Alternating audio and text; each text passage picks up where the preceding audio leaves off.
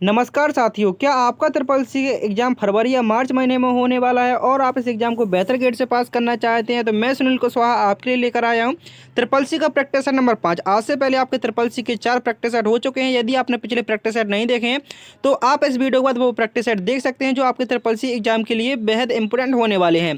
तो सबसे पहले हम जानेंगे ट्रिपल सी की फुल फॉर्म क्या होती है। आपका ट्रिपल सी कोर्स कर रहे हैं, सबसे पहले उसकी फुल फॉर्म के बारे में पता होना चाहिए। ट्रिपल सी की फुल फॉर्म होती है course on computer concept. Triple C की फुल फॉर्म होती है course on computer concept. Total इसमें आपके 9 चैप्टर हैं, जिसमें आप देखेंगे चैप्टर नंबर 1। चैप्टर 1 नंबर का नाम है आपका इंट्रोडक्शन टू कंप्यूटर, जो आपका पहला चैप्टर है इंट्रोडक्शन टू कंप्यूटर है। उसके बाद जो आपका अगला चैप्टर आता है वो आपका ऑपरेटिंग सिस्टम है। ऑपरेटिंग सिस्टम के बाद Libre office writer, Libre office Calc, Libre office impress. इसके बाद आपका इंटरनेट एंड डब्ल्यू आएगा और इसके बाद आपकी ईमेल, सोशल नेटवर्किंग, इसके बाद डिजिटल पेमेंट और इसके बाद आपका जो लास्ट चैप्टर है वो future skills and cyber security है। इस प्रकार से आपके एग्जाम में टोटल 10 टॉपिक हैं, 10 चैप्टर हैं। इन्हीं चैप्टरों से आपके एग्जाम में क्वेश्चन आते हैं। तो ठीक इसी प्रकार से आपकी तैयारी यहाँ पर बिल्कुल फ्री में कराई जाती है। यदि आपने अभी तक दिव्यास्त्र को नहीं खरीदा तो आप दिव्यास्त्र को खरीद सकते हैं। मैंने जो उसका ऑफर था उसका ऑफर बढ़ा दिया है। पहले आपका ऑफर 1 और 2 फरवरी का तक था, लेकिन अब उसका ऑफर 10 फरवरी तक हो चुका है। तो यदि आपने नहीं खरीदा है तो आप उसको खरीद सकते हैं। अब तक 50 से ज़्यादा स्टूडेंट खरीद चुके हैं, जो आपके लिए एक प्रकार का दिव्यास्त्र साबित होने वाला है। चलिए शुरू करते हैं। आज की क्लास का पहला क्वेश्चन क्या पूछा गया है। क्वेश्चन नंबर 1 पूछा गया है कंप्यूटर इंस्ट्रक्शन साइकिल का सही क्रम क्या होता है। जो कंप्यूटर की इंस्ट्रक्शन साइकिल होती है आखिर उसका सही क्रम क्या होता है। तो याद रखेंगे सबसे पहले फेस होता है, फेस के बाद डिकोड होता है, डिकोड के बाद एग्जीक्यूट। जिस प्रकार से आप इनपुट देते हैं, इनपुट होने के बाद प्रोसेस होता है, प्रोसेस होने के बाद आउटपुट दिखता है और आउटपुट के बाद स्टोरेज होता है। ठीक उसी प्रकार इंस्ट्रक्शन साइकिल कार्य करती है। सबसे पहले फेस होता है, डिकोड होता है और एग्जीक्यूट होता है और उसके बाद स्टोर हो जाता है। तो ऑप्शन बी आपका यहाँ पर सही आंसर होगा। नेक्स्ट क्वेश्चन है पूछा गया है निम्न में से कौन सा सीपीयू रजिस्टर का भाग नहीं है। जो रजिस्टर सीपीयू होते हैं टोटल आपके 7 प्रकार के होते हैं, लेकिन कौन सा भाग नहीं है। तो आपका जो आप रैम देखेंगे, रैम को आप अच्छे से जानते हैं। रैम आपकी एक अस्थायी मेमोरी होती है। रैम का फुल फॉर्म होता है रैंडम एक्सेस मेमोरी, जबकि जो आपके MAR, MDR, IR ये तीनों ये आपके रजिस्टर सीपीयू के भाग होते हैं। तो पूछा गया था कौन सा नहीं है, तो रैम आपका सही आंसर होगा। और रैम की फुल फॉर्म क्या होती है ये आप सभी को कमेंट बॉक्स में बताना है, और जो सीपीयू होता है और इसकी फुल फॉर्म क्या होती है। अगले क्वेश्चन है पूछा गया है कंप्यूटर की कौन सी पीढ़ी में पहली बार ऑपरेटिंग सिस्टम की अवधारणा आई। आखिर कंप्यूटर की कौन सी पीढ़ी। जैसे आप सभी जानते हैं कंप्यूटर में टोटल 5 पीढ़ियां हुई हैं। कंप्यूटर की पहली पीढ़ी में वैक्यूम ट्यूब का प्रयोग किया गया। कंप्यूटर की दूसरी पीढ़ी में ट्रांजिस्टर का। कंप्यूटर की तीसरी पीढ़ी में आईसी चिप, जिसको इंटीग्रेटेड सर्किट के नाम से जानते हैं। चौथी पीढ़ी में माइक्रो प्रोसेसर और पांचवी पीढ़ी में आपका एआई का प्रयोग किया गया। आखिर कंप्यूटर की कौन सी पीढ़ी में ऑपरेटिंग सिस्टम की अवधारणा आई। तो वो कंप्यूटर की तीसरी पीढ़ी मानी जाती है। ऑप्शन नंबर हमारा यहाँ पर सी सही आंसर होगा। अगले क्वेश्चन में पूछा गया है क्वेश्चन नंबर 4 में निम्नलिखित में से कौन सा सिस्टम सॉफ्टवेयर का उदाहरण नहीं है। सिस्टम सॉफ्टवेयर वो होते हैं जिनको चलने के लिए कंप्यूटर को जिनको चलने के लिए आवश्यकता होती है, वो हमारे सारे सिस्टम सॉफ्टवेयर होते हैं। मतलब कंप्यूटर को भी चलने की किसी की आवश्यकता होती है, वो सारे हमारे सिस्टम सॉफ्टवेयर कहलाते हैं। तो आप कहेंगे हमारा जो कंपाइलर है, कंपाइलर की कंप्यूटर को आवश्यकता होती है, इंटरप्रेटर की होती है, एंटीवायरस की होती है। लेकिन जो MS वर्ड होता है, बिना MS वर्ड का आपका कंप्यूटर चल सकता है, क्योंकि MS वर्ड की यदि हमें आवश्यकता होगी तो हम डालेंगे, नहीं तो हम लिब्रे ऑफिस को भी चला सकते हैं। यदि हमें MS वर्ड लिब्रे ऑफिस कुछ नहीं चलाना है तो हम दूसरा ऐप चला सकते हैं, कुछ भी चला सकते हैं। लेकिन यदि आपको कंप्यूटर चलाना है तो उसमें आपके जैसे कंपाइलर हो गया, इंटरप्रेटर हो गया और आपका एंटीवायरस हो गया, सिस्टम सॉफ्टवेयर की आपके उदाहरण होते हैं। लेकिन नहीं है तो वो आपका MS वर्ड है। MS वर्ड क्या है, ये आपका एक एप्लीकेशन सॉफ्टवेयर है। MS वर्ड क्या है, MS वर्ड आपका एक एप्लीकेशन सॉफ्टवेयर है। अगले क्वेश्चन में पूछा गया है लिब्रे ऑफिस राइटर में सेशन ब्रेक का प्रयोग क्यों किया जाता है। जो लिब्रे ऑफिस राइटर होता है आखिर उसमें जो सेशन ब्रेक होता है इसका प्रयोग क्यों किया जाता है। तो याद रखेंगे अलग अलग फॉर्मेट लागू करने के लिए, अलग अलग फॉर्मेटिंग को लागू करने के लिए किसका प्रयोग होता है। तो अलग अलग फॉर्मेटिंग को लागू करने के लिए सेक्शन ब्रेक का प्रयोग होता है। ऑप्शन नंबर बी आपका यहाँ पर सही आंसर होगा। जिस प्रकार से ट्रिपल सी का पेपर आता है ठीक इसी प्रकार से आपकी क्लास होने वाली है। ऑब्जेक्टिव क्वेश्चन में, ट्रू फॉल्स क्वेश्चन में, तो आपको वीडियो के अंत तक जरूर जुड़ा रहना है। और यदि आपने अभी तक हमारी मैथन क्लास नहीं देखी है तो आपको वीडियो सेक्शन पे जाना है। जैसे आप वीडियो सेक्शन पे जाते हैं तो आपके लिए पॉपुलर पर जैसे जाएंगे तो आप वीडियो सेक्शन में जाएंगे, पॉपुलर पर क्लिक करेंगे तो पॉपुलर पर क्लिक करने के बाद आपके पास सबसे पहले मैथन आएगी 500 क्वेश्चन, 600 क्वेश्चन, 1100 क्वेश्चन, 1000 क्वेश्चन। तो आपको इन मैथन क्लास को जरूर कर लेना है। इन मैथन क्लास में आपके लिए प्रत्येक चैप्टर के जो इंपॉर्टेंट क्वेश्चन बन सकते हैं उन सभी को करवाए गए। जो विगत पिछले महीनों में पेपर हो चुके हैं उन सभी स्टूडेंट के लिए करवाएंगे। नहीं तो आप भी देख सकते हैं, क्योंकि जो कोर्स है वो आपका एक ही है, पेपर हर महीने होता है। नेक्स्ट क्वेश्चन है पूछा गया है लिब्रे ऑफिस राइटर का कौन सा फीचर ऑटोमेटिक इंडेक्स बनाने के लिए प्रयोग होता है। तो ऑटोमेटिक इंडेक्स बनाने के लिए जो आपका प्रयोग होता है वो होता है table of content. Option number b आपका यहाँ पर सही आंसर होगा। अगले क्वेश्चन में पूछा गया है लिब्रे ऑफिस कैल्क में कौन सा फंक्शन होता है जो लॉजिकल कैटेगरी में आता है। जो लॉजिकल कैटेगरी में आता है वो होता है हमारा एफ फंक्शन। एफ फंक्शन का प्रयोग किसके लिए होता है? तो लॉजिकल कैटेगरी के लिए होता है, शर्त के अनुसार आंसर निकालने के लिए। लॉजिकल फंक्शन का प्रयोग होता है, सम फंक्शन का प्रयोग होता है जोड़ने के लिए, काउंट फंक्शन का प्रयोग होता है कि जितनी सेलों में नंबर दिए हुए हैं उनकी संख्या निकालने के लिए, और जबकि जो मैक्स फंक्शन होता है उसका प्रयोग होता है अधिकतम मान को निकालने के लिए कि कौन सी में अधिकतम मान है। अगले क्वेश्चन में पूछा गया लिब्रे ऑफिस कैल्क में जो आपका सर्कुलर रेफरेंस होता है आखिर इसका अर्थ क्या होता है? तो लिब्रे ऑफिस कैल्क में जो आपका सर्कुलर रेफरेंस होता है इसका उद्देश्य होता है, इसका कार्य होता है तो फॉर्मूला को खुद को रेफर करना। जो फॉर्मूला खुद को रेफर करें वो आपका सर्कुलर रेफरेंस होता है। मतलब क्या होता है, सर्कुलर से आपको समझ में आ रहा होगा कि आपका सर्कल के रूप में काम कर रहा है, पहले फॉर्मूला होगा फिर अगली बार उसी प्रकार से आपका वो काम करेगा तो सर्कुलर वे में कहलाता है। ऑप्शन नंबर बी आपका यहाँ पर सही आंसर होगा। अगले क्वेश्चन में पूछा गया है इम्प्रेस में जो आपका हैंड आउट व्यू होता है आखिर इसका प्रयोग किसके लिए होता है, क्यों होता है? तो याद रखेंगे जो आपका लिब्रे ऑफिस इम्प्रेस होता है इसमें जो आपका हैंड आउट व्यू होता है इसका प्रयोग होता है प्रिंटिंग मल्टीपल स्लाइड के लिए। तो मल्टीपल स्लाइड पर प्रिंटिंग करने के लिए किसका प्रयोग होता है? तो हैंड आउट व्यू का प्रयोग होता है। इस प्रकार से यहाँ पर आपका ऑप्शन नंबर बी सही आंसर होगा। नेक्स्ट क्वेश्चन नंबर 10 में पूछा गया है एसएमटीपी प्रोटोकॉल किस लेयर पर से संबंधित। जो आपका एसएमटीपी प्रोटोकॉल है आखिर ये किस लेयर से संबंधित है? जैसा कि आप सभी जानते हैं, यदि नहीं जानते तो मैं आपको बताऊं कि आज OSI मॉडल होता है। जो OSI मॉडल होता है उसमें टोटल 7 लेयर होती हैं, जबकि जो आपका TCP मॉडल होता है उसमें टोटल 4 लेयर होती हैं। तो उसी लेयर से पूछा गया है कि जो एसएमटीपी प्रोटोकॉल है आखिर ये किस लेयर से संबंधित है? तो एसएमटीपी है वह आपका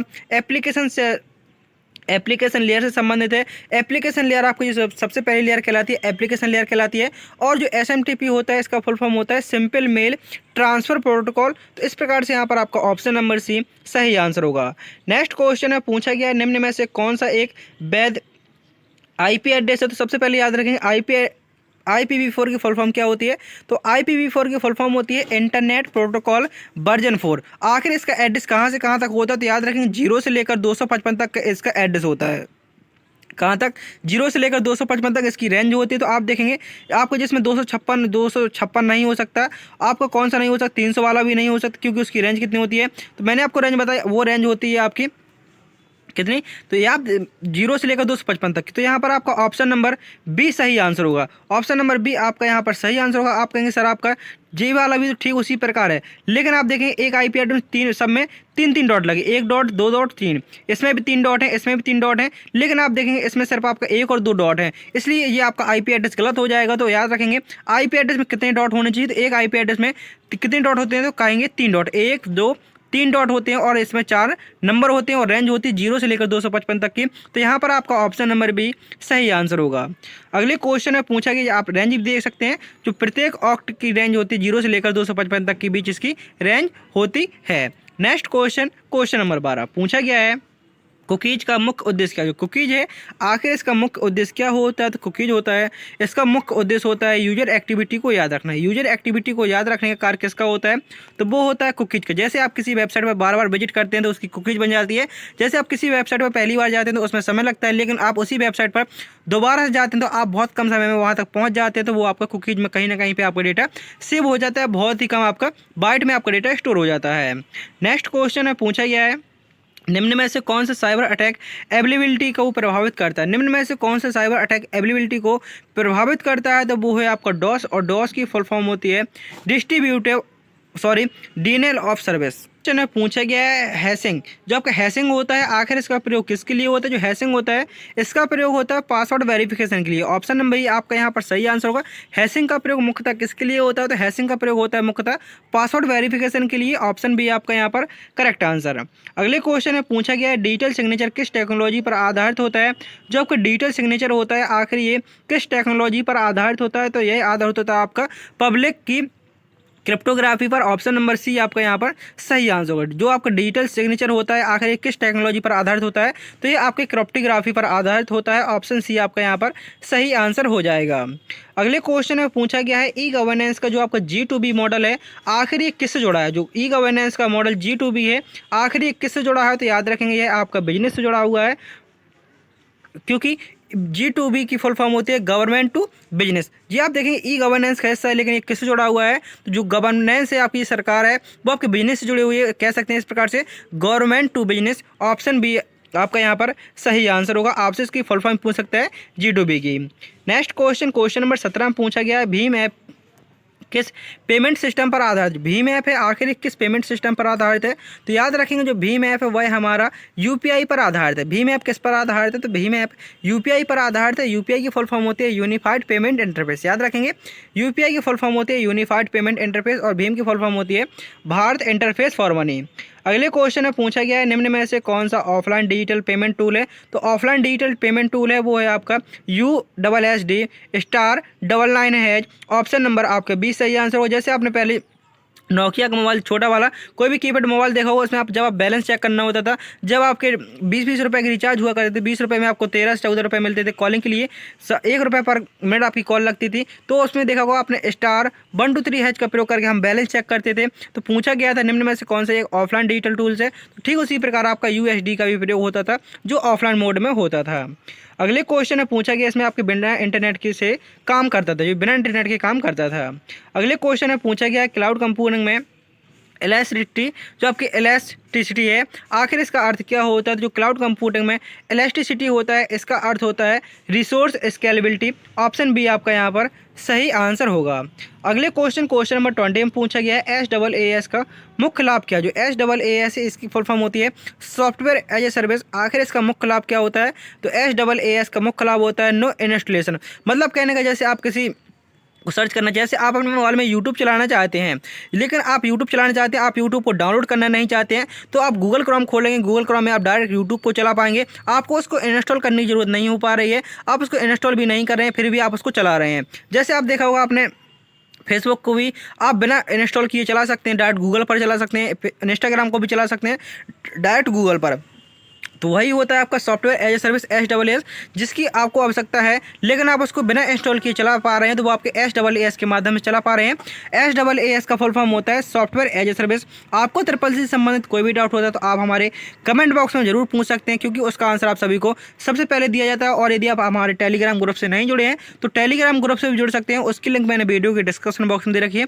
और टेलीग्राम ग्रुप का भी नाम है सक्सेस माई गोल, आप उसको सर्च करके वहाँ जुड़ सकते हैं, क्योंकि जो आपके सारे वीडियो आते हैं सबसे पहले आपका वीडियो इसी पे जाता है, लिंक जाती है, उस लिंक के माध्यम से आपको सबसे पहले पता चल सकेगा। और साथ ही साथ जो आपके डाउट होंगे सारे आपके टेलीग्राम ग्रुप पर भी सॉल्व किए जाते हैं, उसमें आप मैसेज भी कर सकते हैं। और उसमें लगभग आपके 1000 स्टूडेंट 1000 साथी भी हैं जो प्रीवियस में पेपर दे चुके हैं, तो आप उनसे भी डिस्कशन कर सकते हैं, उनका रिप्लाई भी कभी कभी आ जाता है। अगले क्वेश्चन में पूछा गया और स्पेशल मैं उसका रिप्लाई तो करता ही हूँ।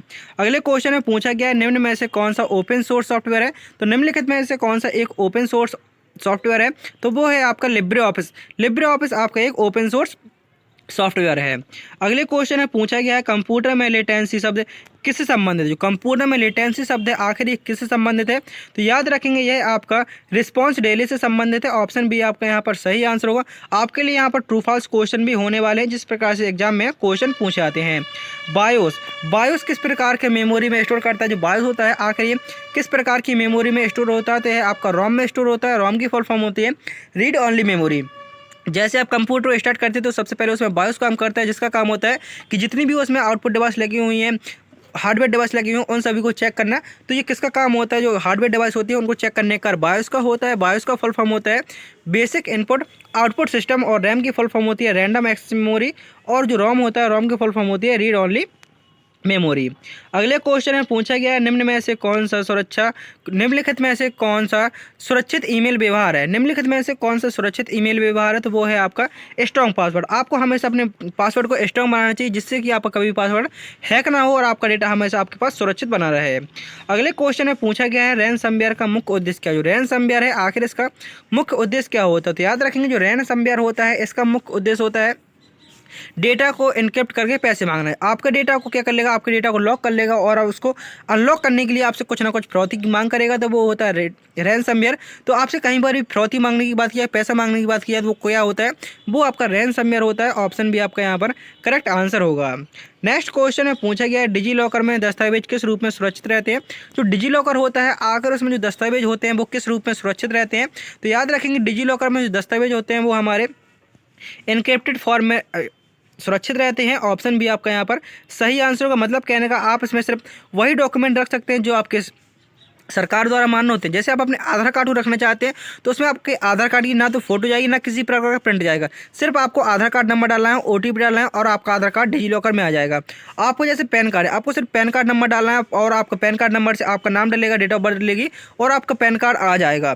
तो मतलब कहने का आप हाई स्कूल की जैसे मार्कशीट एंटर करना चाहते हैं, रखना चाहते हैं, आपको हाई स्कूल का मार्कशीट नंबर रखना है और साथ साथ आपने इसको कब पास किया था। जैसे मेरा जो हाई स्कूल है वो हाई स्कूल 2019 में हुआ था, तो मैंने डाला मेरा हाई स्कूल 2019 में पास हुआ और मेरा रोल नंबर ये था, तो वैसे ही मेरी मार्कशीट आ जाएगी, मेरे कितने नंबर थे सारा कुछ आपका आ जाएगा। तो उसमें किसी प्रकार की कॉपी नहीं रखी जाती है, उसमें डॉक्यूमेंट ऑटोमेटिकली आपका स्कैन होकर आता है। नेक्स्ट क्वेश्चन, इसलिए वो आपका सुरक्षित होता है। और यदि आपका जो भी डॉक्यूमेंट डिजी लॉकर के अंदर है आप इसको कहीं भी वेरीफाई करा सकते हैं। कोई भी कितना ही बड़ा अधिकारी हो, किसी भी प्रकार का कहीं पर भी आप चले जाइए, आपका यदि डिजी लॉकर में डॉक्यूमेंट है उसको कोई भी ये नहीं कह सकते ये आपका डुप्लीकेट है, क्योंकि जो डिजी लॉकर है उसमें आपकी जब तक आपका डेटा 100% क्लियर नहीं है आपका डिजी लॉकर में नहीं आएगा। जैसे आपका ड्राइविंग लाइसेंस है, आप ड्राइविंग लाइसेंस छोड़ जाते हैं, लेकिन यदि आप डिजी लॉकर ऐप चलाते हैं तो डिजी लॉकर ऐप में यदि आप लाइसेंस दिखाते हैं तो वो आपका 100% वैलिड होता है। और जो आपके चेकिंग वाले होते हैं उनको ये मानना भी पड़ता है कि ये आपका डिजी लॉकर में आपका यदि लाइसेंस है वो आपका वैलिड ही है। यदि आप फोटो कॉपी दिखाते हैं तो आपको मना कर सकते हैं आपका ओरिजिनल नहीं है, लेकिन यदि आप डिजी लॉकर में दिखाते हैं तो वो 100% आपका वैलिड ही होता है। तो अपने डिजी लॉकर ऐप में सारे डॉक्यूमेंट जरूर रखने चाहिए, जिसमें आप कहीं पर ले जा भी नहीं पा रहे हैं डॉक्यूमेंट, लेकिन आप डिजी लॉकर में रख सकते हैं, वो आपके वैलिड होते हैं। अगले क्वेश्चन में पूछा गया है सोशल मीडिया पर इम्प्रेशन का अर्थ क्या है। इसका अर्थ होता है फेक आइडेंटिटी बनाना। जैसे आपकी ज़रूरत पड़ती है तो कहीं कहीं देखा होगा फेक आधार कार्ड बन जाते हैं, फेक किसी प्रकार की आईडी बन जाती है, तो वो क्या होता है, तो वो आपका फेक आइडेंटिटी बनाना, ये आपका इम्पर्सनेशन का अर्थ होता है। अगले क्वेश्चन में पूछा गया है फायरवॉल किस पर आधारित निर्णय लेता है। जो फायरवॉल होता है किस पर आधारित निर्णय लेता है, तो वो होता है आपका IP रूल्स पर आधारित निर्णय लेता है। ऑप्शन बी आपका यहाँ पर करेक्ट आंसर होगा। अगले क्वेश्चन में पूछा गया है ट्रिपल सिलेबस के अनुसार नेटिकेट क्या। जो ट्रिपल सिलेबस के अनुसार नेटिकेट है आखिर इसका अर्थ क्या होता है, तो इसका अर्थ शिष्टाचार होता है और शिष्टाचार आपका इंटर एटिक्विटी से संबंधित होता है।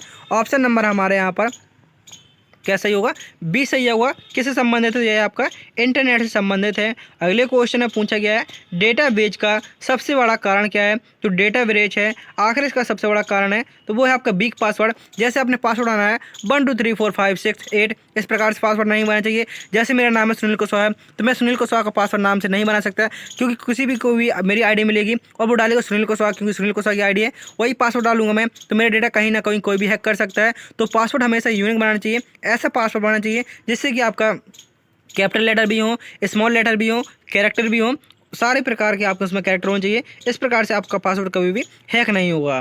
तो यहाँ पर आपके जो 30 क्वेश्चन थे वो ऑब्जेक्टिव थे, 20 क्वेश्चन है यहाँ पर आपके ट्रू फॉल्स के होने वाले हैं। तो आपको वीडियो के अंदर जरूर जुड़ा रहना है।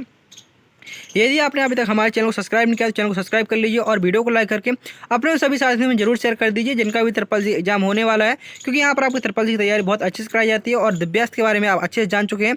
यदि आपने दिव्यास्त नहीं खरीदा तो आप मेरे कहने से एक बार दिव्यास्त खरीद लीजिए, क्योंकि इसका ऑफर भी आपके लिए एक्सटेंड कर दिया गया है। 10 फरवरी तक ऑफर है, सिर्फ और सिर्फ 49 में। आप 49 रुपये कहीं पर भी ऐसे नॉर्मल यूज कर देते हैं, आप कहीं पर भी जा रहे हैं 10-20 रुपये का आपने नॉर्मल यूज कर देते हैं 50 रुपये तक का, तो मात्र 50 रुपये में आपको जो ऐसा नहीं है कि दिव्यास आपको सिर्फ ट्रिपल सी में काम आएगा। यदि आप ट्रिपल सी के अलावा किसी भी गवर्नमेंट एग्जाम की तैयारी करते हैं तो उसमें आपके ट्रिपल सी संबंधित तो सारे हैं, और साथ में आप किसी भी नॉर्मल गवर्नमेंट एग्जाम की तैयारी करते हैं कंप्यूटर के प्रश्न पूछ जाते हैं, तो उस दिव्यास के अंदर से आपको लगभग यदि 15 नंबर कंप्यूटर आता है तो 15 में से 12 से 13 नंबर कंप्यूटर उसी दिव्यास से फंस जाएगा। तो वो दिव्यास सिर्फ ट्रिपल सी स्टूडेंट वाले की नहीं है। यदि आप अदर एग्जाम की तैयारी करते हैं तब भी आपके लिए बहुत द बेस्ट इंपॉर्टेंट होने वाला है, क्योंकि आप देखेंगे कोई भी आप कंप्यूटर का एग्जाम देने जा रहे हैं, कोई भी जैसे एग्जाम देने जा रहे हैं उसमें सिलेबस देखेंगे कंप्यूटर का, तो वही आपका इंट्रोडक्शन टू कंप्यूटर है। जैसे कंप्यूटर का इसका चार्ल्स बेबेज द्वारा किया गया, तो वो तो बदल नहीं सकता है।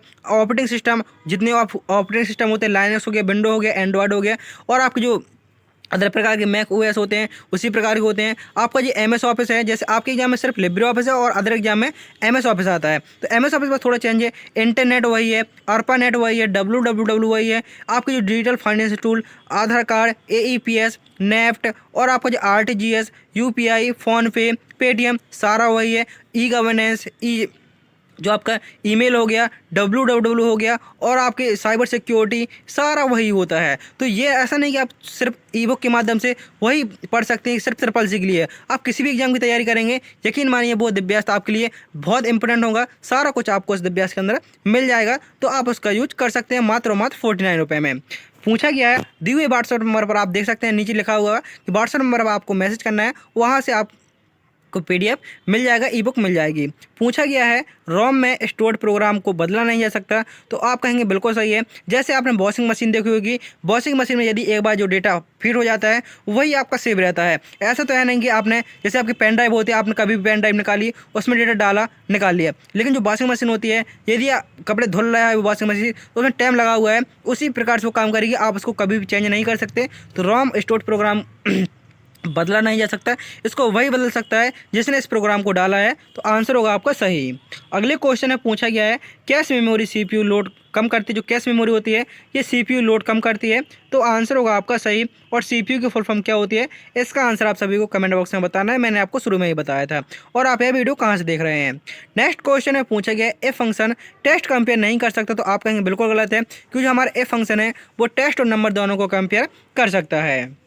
अगले क्वेश्चन में पूछा गया है, हैंड आउट व्यू केवल प्रेजेंटेशन मोड में होता है। जो हैंड आउट व्यू है केवल यह प्रेजेंटेशन मोड में होता है, तो आंसर होगा आपका फॉल्स।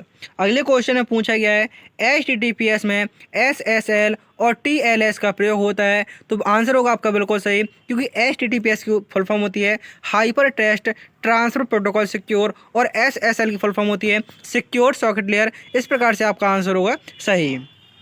कुकीज़ हमेशा हानिकारक होती हैं, तो ऐसा नहीं है कुकीज़ हमेशा हानिकारक हों, कुकीज़ फ़ायदेमंद भी होती हैं। जैसे आप किसी वेबसाइट पर बार बार जाना चाहते हैं, तो आपको उतना ही समय नहीं देना पड़ेगा। जैसे किसी वेबसाइट पर आप पहली बार जाते हैं, थोड़ा समय लगता है, लेकिन आप उस वेबसाइट बार बार जाते हैं तो आपको बहुत कम समय में ये ओपन होने लगती हैं। नेक्स्ट क्वेश्चन में पूछा गया है, DOS अटैक में सर्वर क्रैश हो सकता है। जो DOS अटैक है, क्या इसमें आपका सर्वर क्रैश हो सकता है, तो आंसर होगा आपका सही। हैशिंग जो आपका हैशिंग रिवर्सेबल है, आखिर ये होता है जो हैशिंग है रिवर्सेबल होता है, तो आप कहेंगे नहीं। अगले क्वेश्चन में पूछा गया है, डिजिटल सिग्नेचर लीगल रूप से मान्य। जो आपका डिजिटल सिग्नेचर है कि आपका लीगल रूप से मान्य है, तो आप कहेंगे बिल्कुल सही। नेक्स्ट क्वेश्चन, G2C मॉडल में सिटीजन सर्विस यूजर होता है। जो आपका G2C है, क्या इसमें आपका सिटीजन सर्विस यूजर होता है, तो आप कहेंगे बिल्कुल आपका आंसर सही होगा। अगले क्वेश्चन में पूछा गया है, USSD पेमेंट में इंटरनेट आवश्यक है। जो आपका USSD पेमेंट है, क्या इसमें इंटरनेट की आवश्यकता होती है, तो मैंने अभी आपको बताया इसमें आपकी इंटरनेट की आवश्यकता नहीं होती है, इसलिए इसका आंसर होगा गलत। क्लाउड डेटा में हमेशा लोकल में होता है। जो क्लाउड पर डेटा होता है, क्या यह आपका लोकल होता है, आप कहेंगे नहीं, क्योंकि जो क्लाउड में आपका जो भी डेटा होता है ये आपका इंटरनेट पर स्टोर होता है। जैसे आपकी ईमेल आईडी हो चुकी, और आपका ईमेल आईडी पर व्हाट्सअप नहीं हो सकता, क्योंकि व्हाट्सअप में आप देखेंगे जहाँ पर भी आप अपना व्हाट्सअप वैसे करते हैं, लॉगिन करते हैं, तो आपका पूरा डेटा हट जाता है। लेकिन आपका इंस्टा हो गया, फेसबुक हो गया, जैसे आपकी फेसबुक आईडी है, आप अभी अपने मोबाइल में लॉगिन किए हुए हैं, अपने दोस्त के मोबाइल में लॉगिन करते हैं, तो आपका जो भी रील है, पोस्ट है, सारा कुछ उसके मोबाइल में आ जाएगा, सिर्फ आईडी और पासवर्ड डालने से, क्योंकि वो डेटा आपका क्लाउड पर स्टोरेज है। अगले क्वेश्चन में पूछा गया है, ओपन सोर्स सॉफ्टवेयर में सोर्स कोड उपलब्ध होता है, तो आप कहेंगे बिल्कुल सही है। जो ओपन सोर्स है उसका सोर्स कोड उपलब्ध होता है। एंटीवायरस जीरो डे अटैक को रोकता है हमेशा। जो एंटीवायरस होते हैं, क्या यह जीरो डे अटैक को रोकते हैं, तो आप कहेंगे नहीं।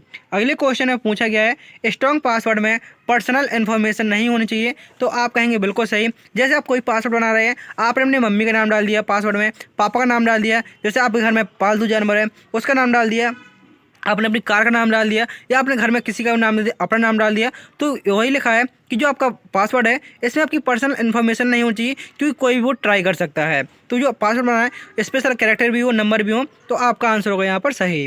नेक्स्ट क्वेश्चन में पूछा गया है, फायरवॉल हार्डवेयर और सॉफ्टवेयर दोनों हो सकता है, तो आप कहेंगे बिल्कुल सही है।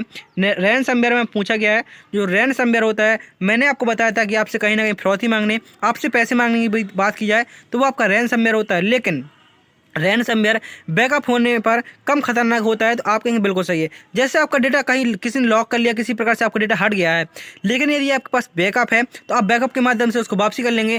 क्यों आप उसको पैसे देंगे वापस करने के लिए, तो जब आपके में बैकअप होता है तो उसमें रैनसमवेयर का खतरा कम होता है। जैसे आपका डेटा कभी भी हट भी गया, तो आप उसको बैकअप के माध्यम से वापस कर सकते हैं। नेक्स्ट क्वेश्चन में पूछा गया है, सोशल नेटवर्किंग टेक्निकल अटैक नहीं है, तो आप कहेंगे बिल्कुल सही। नेटिक्यूट ऑनलाइन बिहेवियर से जुड़ा है, तो आपका आंसर होगा सही, क्योंकि मैं ये किससे जुड़ा है, ये आपका इंटरनेट जुड़ा है। इस प्रकार से यहाँ पर आपके 50 क्वेश्चन पूरे होते हैं। उम्मीद करता हूँ कि आपको वीडियो पसंद आया होगा। यदि आपने अभी तक हमारे चैनल को सब्सक्राइब नहीं किया है तो चैनल को सब्सक्राइब कर लीजिए और वीडियो को शेयर कर दीजिए अपने उन सभी साथियों में जिनका भी ट्रिपल एग्जाम होने वाला है। और आपके सामने कुछ मैथ क्लास आ चुकी होंगी, तो आपको मैथ क्लास को देख लेना है, जो आपके एग्जाम के लिए बेहद इंपॉर्टेंट होंगी।